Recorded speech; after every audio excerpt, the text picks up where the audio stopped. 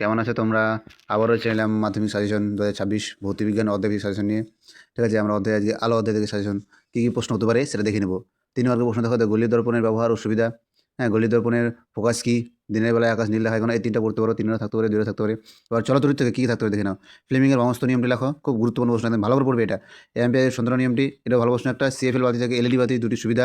বৈদ্যুতিক হিটার ও ইস্ত্রিতে লাইক্রোম তারের ব্যবহার করা হয় কেন সেটা দেখবে। পরিবাহী রোধ কী কী ও বিষয়ের উপর নির্ভরশীল, এটা দেখবে।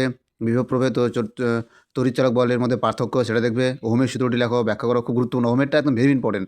আর ফিউজ তার কি, এ কটাই প্রশ্ন এখান থেকে দেখবে। চলো দূর থেকে ধর এদিকে চলে আসো। পরমাণু নিউক্লিয়াস, একদম মাধ্যমিক সাজেস্ট করা, এবিটি ডাব্লিউবিটির ইয়ে থেকে। নিউক্লিয় সংযোজন কি, এ দুটি প্রয়োজনীয় শর্ত।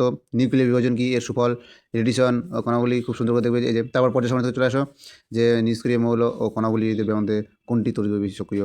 পর্যায় শ্রেণী কাকে বলে, অতি হর্ষ পর্যায় কাকে বলে, হাইড্রোজেন মূলকে দুষ্টমূল বলে আখ্যা দেওয়া হয়েছে কোনো।